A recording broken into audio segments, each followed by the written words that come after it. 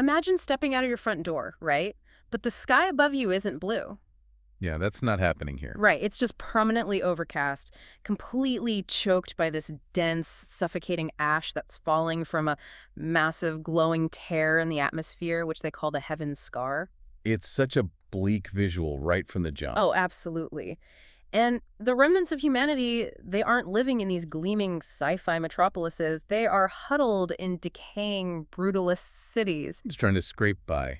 Exactly.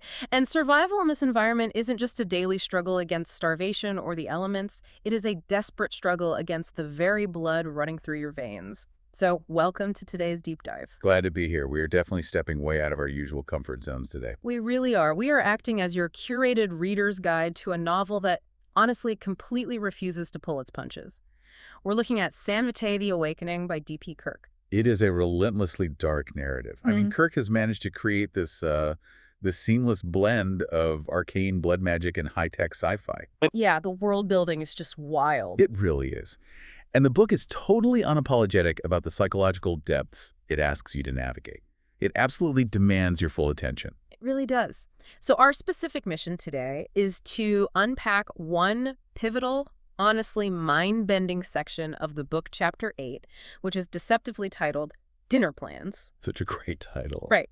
We're going to examine its literary quality, look at how it fundamentally shatters the broader context of the narrative, and reveal exactly why this dark sci-fi fantasy blend should be at the top of your reading list. Because it really should be. Oh, for sure. Because reading this book, it's kind of like walking through a beautiful romantic hall of mirrors, you know? Yeah. You're following the characters, you understand the reflections, you think you're settling in for a standard forbidden romance story. And you get Comfortable. Right. And then, without any warning, the glass just shatters, the floor drops out entirely, and you are plunged headfirst into a visceral psychological horror story.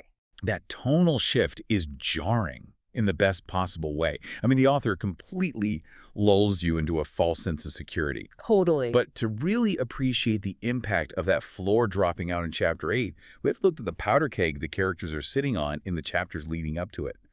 The stakes here are incredibly high. And they're tied directly to the biology of this world. Yeah, so let's break that down for everyone. The world of San Vitae is deeply fractured. Following the cataclysm that opened that heaven's scar, society split. Right. You have the Sans, short for San Vitae, which are basically your ordinary baseline humans. Just normal people trying to survive. Exactly. And then you have the San Vitae. Now, you might hear Vitae and think, oh, standard vampires, but Kirk throws that trope completely out the window. Oh, yeah, they don't just sit around drinking blood in dark castles. Not at all. Yeah. They have these feral physical transformations, elemental empowerments, and they are governed by this ruthless, heavily militarized political body called the Santerrie Council. Very strict, very dangerous. And then on the extreme fringes, you have factions like the Humanis, who are these human purist zealots armed with specialized tech, actively trying to wipe the San Vitae off the map. So the world building is incredibly dense and highly political. Like every single faction is terrified of the others. Paranoia everywhere. Exactly. And right in the middle of this intensely paranoid society, we find our protagonist, Kurien. He is a San Vitae conscript, which basically means he's a magically bonded warrior and servant. Right. And he is bound to Myasuchi, the profoundly powerful Covenness of the city of Ronte. And here is the inciting incident that just sets everything on fire. Despite a strict, absolute covenant forbidding any carnal or romantic union between a conscript and their Covenness, Kurien and Myasuchi cross that line. Did you? They fall in love and they consummate that bond. But reading through this, I realized the establishment's reaction isn't just some pearl clutching, right? No, not at all. Like a society of superpowered feral beings doesn't hand out death sentences just because two people broke a social taboo. There has to be a biological or magical threat tied to that romance. So what is the Santerrie Council actually afraid of here? Well, you've hit on the absolute core conflict of the mythology there. The council fears the evolution of their own species. Specifically, they are terrifying of the emergence of Sanites, and that's spelled with an I. Right, the Sanites. Yeah. See, an ordinary San Vitae has to actively direct their power. They actually have to think about using their abilities. Okay, that makes sense. But a Sanite is a rare, hyper-powerful mutation. They can instinctively harness what the book calls the demon aspect of the Vitae. Wow. Yeah, their bodies automatically draw energy from their surroundings to protect them, totally independent of their conscious will. They possess this raw, catastrophic power that could rival the mythical founders of their society. That's terrifying. It really is. And Kurien is showing undeniable signs of this Sanite mutation. So the romantic, physical bond with Myasuchi acts as the biological catalyst that accelerates his evolution. Ah, I see. So the forbidden romance isn't just a love story. It is the literal ignition sequence for a weapon of mass destruction. That is the perfect way to frame it. Because he's becoming a Sanite, Kurien is a massive threat to the established political order. Yeah. So Myasuchi finds her hand forced by the Santerrie Council. She doesn't really have a choice. Exactly. Whether it's out of a grim duty to protect her city of Roantha from being purged, or through direct political blackmail, she makes an impossible choice. She surrenders Kurien to the Inquisitors. Which is just such a brilliant weaponization of a classic trope. I mean, think about how often fantasy leans on the whole star-crossed lovers against the world dynamic. Oh, constantly. Right. We're conditioned to expect a daring escape, or, at least a tragic, beautiful demise. But Kirk denies the reader that satisfaction entirely. The reward for their love isn't a romantic ride into the sunset. It is a one-way ticket to a subterranean torture chamber. It's a brutal subversion of expectations. The betrayal is absolute, and it strips away any illusion of safety. And that emotional devastation carries the narrative right up to the doors of Chapter 8. This is where the book becomes a masterclass in psychological dissonance. You turn the page to Chapter 8, Dinner Plans, and the narrative structure immediately fractures. It really does. It starts with a very somber, linear moment. Kurien is in a carriage wearing this stifling, restrictive suit. He's sitting with Myasuchi, sharing this cold, final kiss as he accepts his fate. He's surrendering himself to save her city. The prose in that opening is so methodical, it almost feels like a funeral procession. It really does. But then, mid-paragraph, the scene just snaps. No chapter break, no warning. Suddenly, Kurien is on a cold stone floor. He is being struck repeatedly by a sadistic inquisitor wielding a Devite energy rod, welcoming him to the, quote, house of pain.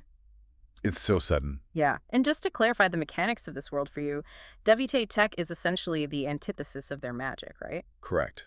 The author contrasts the organic, blood-based magic of the Vitae with this harsh engineered technology.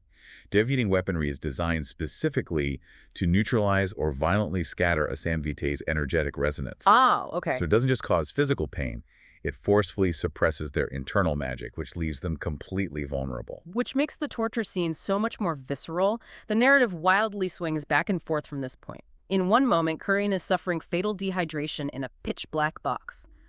The text describes his fingers literally splitting open from a lack of moisture, his blood growing dense and sluggish with his own vitae. Just horrific imagery. He is dying in the dark.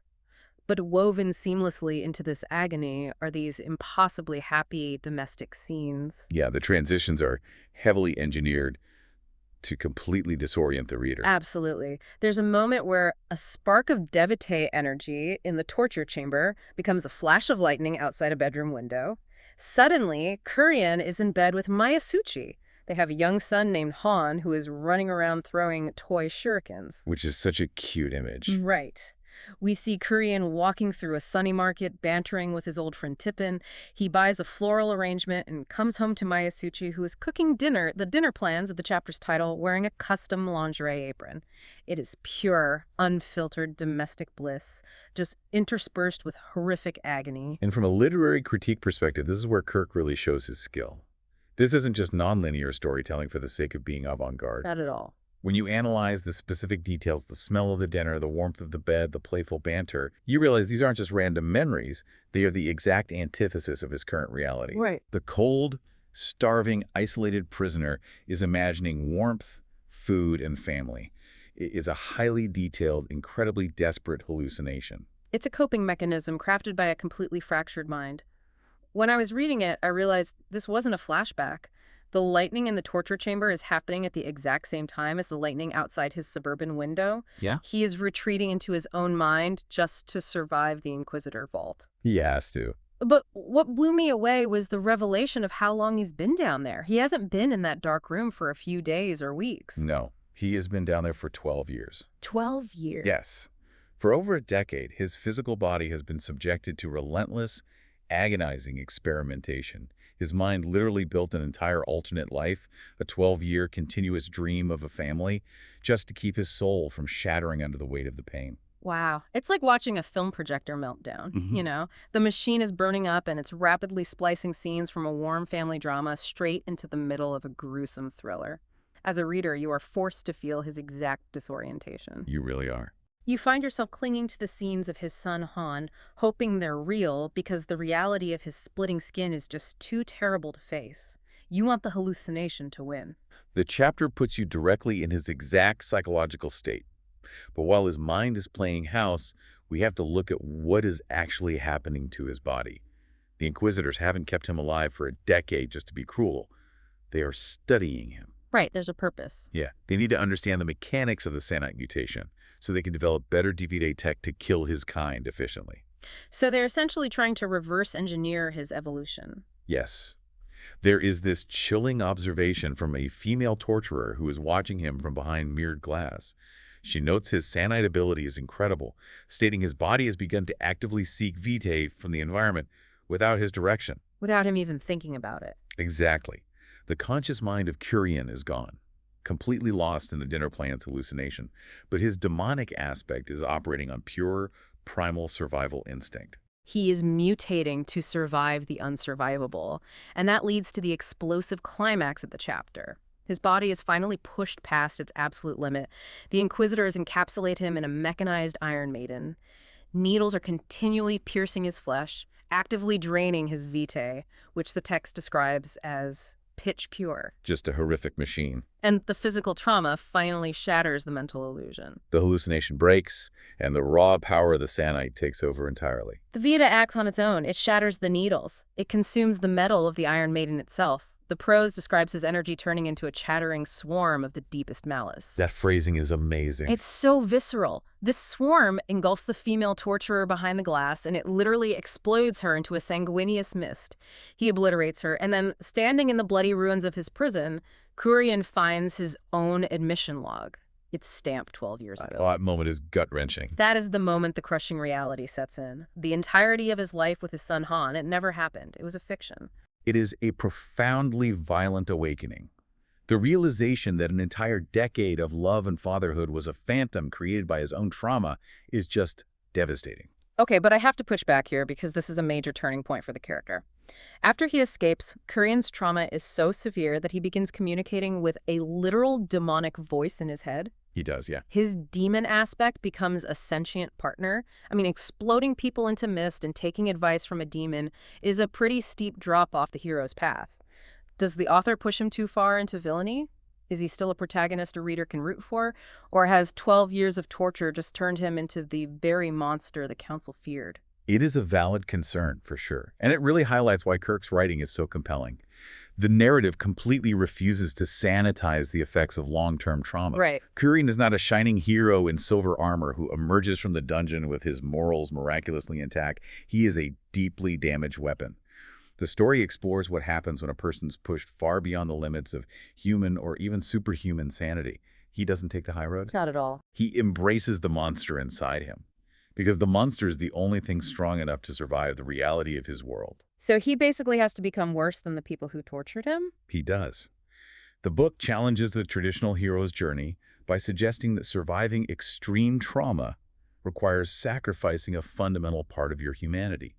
It really forces the reader to sit with the discomfort of rooting for an anti-hero who is capable of profound cruelty. Imagine putting yourself in his shoes for a moment. If your reality was nothing but a dark box of unimaginable pain for a decade, wouldn't you retreat into your own mind? Wouldn't you build a sanctuary where you were loved and safe? Most people would. And more importantly, if you woke up and realized your captors had stolen a decade of your life and the only family you ever knew was a lie, wouldn't you want to tear the world apart? It really makes you question where your own morality would land if the safety nets of society were totally removed. It strips away all the polite conventions of fantasy, and seeing the sheer depth of just this one chapter really highlights why the entirety of San Vitae The Awakening is worth the reader's time. Absolutely. If you are looking for a book that treats you with intelligence, this is it. The world building is phenomenal, specifically because of how it synthesizes these disparate genres. We mentioned earlier that it's a blend of blood magic and high-tech sci-fi, but Kirk doesn't just throw those elements together, he integrates them mechanically. Yeah, they interact in a very specific way. You have San Vitae using feral claws and ancient magical bonds, going up against humanist soldiers in biomechanical tactical armor, wielding those De Vitae rifles. The fusion of those elements is incredibly detailed. The author grounds the magic in pseudoscience. Right. The text describes the Humanis using thermal tracking optics, but they aren't just looking for standard body heat. The optics are actually calibrated to track what the book calls a vermilion miasma, which is the specific, heatless energy signature of tainted vitae. Kirk takes the time to explain how a piece of sci-fi tech actually tracks an arcane magical aura. It makes the world feel incredibly cohesive and grounded. And that cohesion extends to the deep lore of the universe, too. The text references the Antevita, essentially the ancient, godlike progenitors who fell through the heaven scar during the original cataclysm. Their history is deeply layered into the present-day conflict. The lore is so rich. Right, and when a character is destroyed by an Antevita's lingering power, it's described as a heatless, invisible flame turning them to ash. The visceral, evocative language just anchors you in the scene. The text doesn't just tell you the world is dark, it makes you feel the grime, the ash, and the static of the magic on your skin. San Vitae the Awakening is definitively for readers who want maturity and complexity in their speculative fiction. It requires active reading. It will not spoon-feed the plot or the lore. Nope, you have to pay attention. It immerses you in the psychological damage of its characters and completely trusts you, the reader, to piece the shattered timeline back together. It trusts you to sit in the discomfort of Chapter 8 and decipher the hallucination from the horror. So, let's recap the journey we've taken today. We started by looking at the intense political danger of a forbidden bond, how a single act of love threatened the fragile order of a post-apocalyptic society by accelerating a terrifying biological mutation. A literal catalyst for disaster. We walked through the hallucinatory nightmare of a 12-year torture chamber and dinner plans, experiencing the terrifying dissonance of a mind fracturing to protect itself. And finally, we witnessed the explosive, bloody birth of a new kind of anti-hero, an evolution born of pure, primal survival instinct. It is a harrowing narrative journey, but an incredibly rewarding one for readers willing to navigate its darker themes. And before we sign off, there is a final, lingering question I want to leave you with. Think about Kurien as he stands in the ruins of that Inquisitor vault. His mind created a beautiful, detailed fantasy of a loving wife and a son to protect his soul in the dark. Now that he is free, he knows his son Han never existed. 12 years were stolen from him. As he begins his violent rampage across this post-apocalyptic world, is his fight truly about saving society from the corrupt Santerrie Council? Or is it just the rage of a broken man punishing reality itself for destroying his only happy dream? When the hallucination is infinitely better than reality, what happens to the man forced to wake up? I couldn't have said it better. Thank you so much for joining us on this deep dive into the dark, fascinating, and shattered world of San Vitae. We highly encourage you to pick up the book, brave the Hall of Mirrors for yourself, and experience the awakening firsthand. Just be careful when the glass starts to shatter.